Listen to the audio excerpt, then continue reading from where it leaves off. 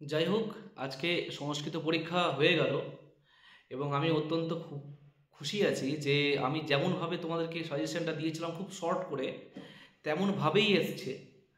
এবং আজকে এই মুহূর্তে আমি তোমাদের এমসিকিউ এবং এসএকিউগুলোকে রেডি করলাম, দিয়ে তোমাদের সেই উত্তরটা আমি বলে দিচ্ছি। তার সঙ্গে সঙ্গে আমি ব্যাকরণ পার্টটাকে মৌখিকভাবে আলোচনা করে দিচ্ছি। দেখো, প্রথমেই এমসিকিউতে যেটা এসছে, আর্যাবর্ত বর্ণম গদ্যাংশটি নলচম্পু কোন উচ্ছ্বাসের অন্তর্গত? এটা হচ্ছে প্রথম উচ্ছ্বাস, তোমরা দেখতে পাচ্ছ হাইলাইট করা আছে। স্ফুরপ্রবাদ কোন শাস্ত্রের অন্তর্গত? ব্যাকরণ শাস্ত্রের। অলিপর্বার ভাই কে?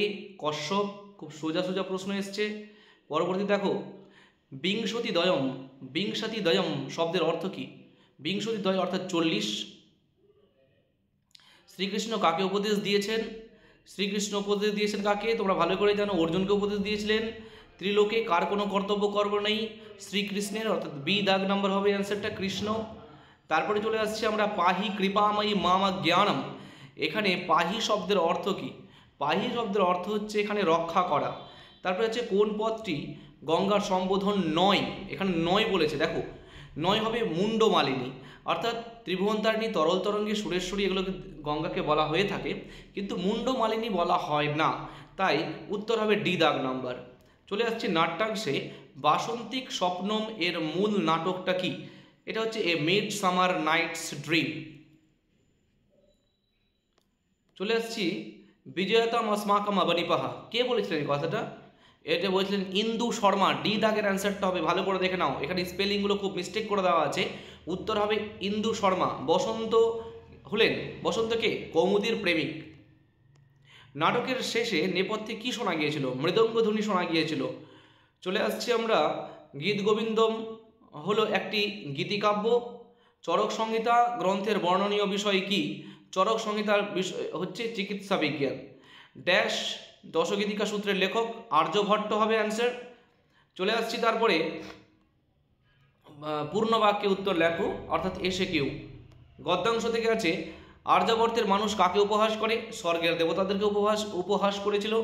বনগতা গুহা পাঠ্যাংশ থেকে অশ্বের দুটি প্রতিশব্দ লেখো, হয় এবং সপ্তয়। সংবৃতম শব্দের অর্থ কি?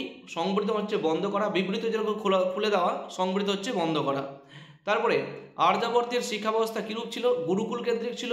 পদ্মাংশতে দেখো কর্মেন্দ্রিয় কয়টি, কি কি কর্মেন্দ্রিয় হচ্ছে 5টি, বাক, পানি, পাদ, পায়ু ও উপস্থ।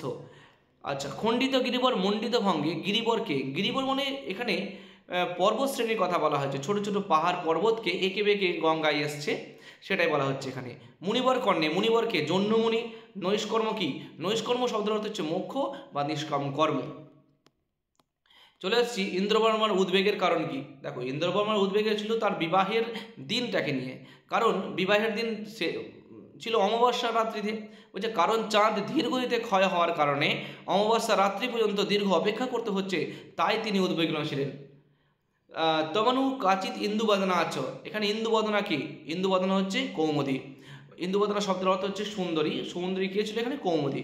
তাহলে বাসন্তিক স্বপ্নম সংস্কৃত ভাষায় কে অনুবাদ করেছেন? আর কৃষ্ণমাচার্য।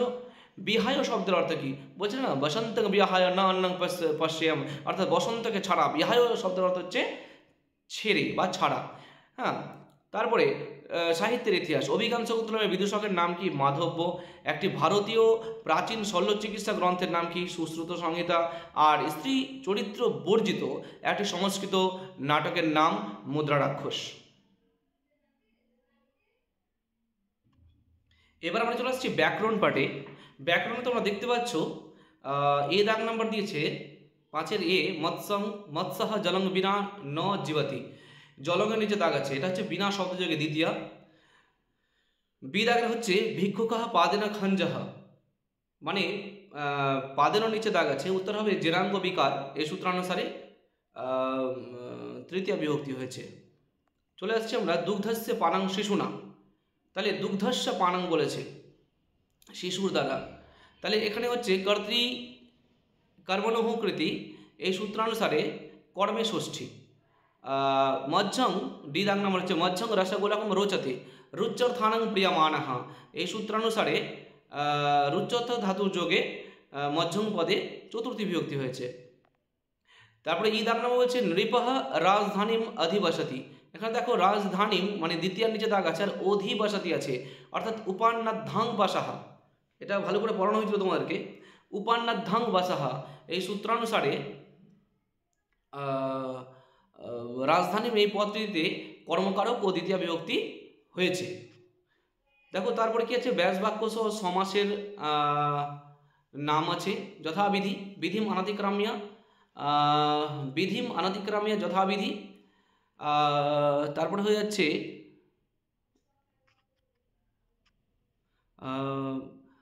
যথাবিধির হচ্ছে অবৈভাব সমাস, মহারাজা মহান রাজা, কর্মধারের সমাস, গৃহস্থ গৃহ তিষ্ঠতি যহ সহ গৃহস্থ বহুব্রীহি সমাস।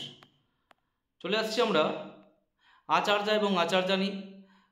আচার্যা হচ্ছে স্বয়ং অধ্যাপিকা এবং আচার্যানী হচ্ছে আচার্যের স্ত্রী। বাক্যম আর বাচ্যম, বাক্যম মানে হচ্ছে কথা আর বাচ্যম মানে হচ্ছে বলা উচিত। উচ্চারতি মানে উপরে ওঠে আর উচ্চারতে মানে লঙ্ঘন করে। এটা হচ্ছে শব্দজোড়ের পার্থক্য। এক কথায় প্রকাশ শব্দম করতি শব্দায়তে। বি দাগ নাম হচ্ছে শিব দেবতাস্য শৈব। সি দাগ নাম হচ্ছে রাবণস্য অপত্যং পুমান রাবণীহি। সম্ভবত একটু বলে রাখলাম এটা রাবণীহি, একটু দেখতে হবে আমাকে। দৌ বা ত্রয় বা দিত্রা। আর অন্যস্মিন আহনি অন্যে দুহু, অন্যে দুহু। চলে আসছি পরিনিষ্ঠিত রূপ। গুরুযুক্ত ইয়সুন গরিয়স। বিধান হচ্ছে রাজনযুক্ত ইপ রাজ্ঞী। রূপযুক্ত মতুপ রূপবৎ। ভৃগুযুক্ত অন ভার্গব। উচ্চযুক্ত তমপ উচ্চতম। পরবর্তীতে চলে আসছি, দেখো কেন্তুম শতম বলেছিলাম তোমাকে আসবে, এসছে। তাছাড়া আমি বলেছিলাম যে এই দুটো প্রশ্ন দিচ্ছি, দুটোই আসবে, দুটোই এসছে কিন্তু, ঠিক আছে। তো অনুবাদটা আমি করিয়েছি, এই জাতীয় করিয়েছি, ওই নামগুলো চেঞ্জ করে করে এসছে। আমি তোমাদেরকে বলেছিলাম যে নাম চেঞ্জ করে করে আসবে। যারা আমার কাছে রেগুলারলি পড়েছো তো তারা তো অবশ্যই পড়েছে, এটা আমি খবর পেলাম। কিন্তু না পড়লে, না জানলে, ব্যাকরণ না জানলে এগুলো জিনিস করা যেতে পারে না। তাছাড়া আমি বলেছিলাম যে আমার অনুবাদ একটা বলছি, একটাতে একটাই আসবে, এবং বলেছিলাম তব প্রিয় কবি মানে মম প্রিয় কবি, একই কথা, সেটাতে সেটাই আসছে। তো চলো, আমি খুব সাকসেসফুল যে আমি 100% আমার দিক থেকে দিতে পেরেছি, এবং তোমাদেরকে সকলকে কনগ্রাচুলেশনস যে এত সুন্দর একটা প্রশ্নের সম্মুখীন তোমরা হয়েছো এবং আজকের উত্তরটা তোমরা করেছো। চলো, থ্যাংক ইউ তোমাদের সিএসপি স্যারের তরফ থেকে।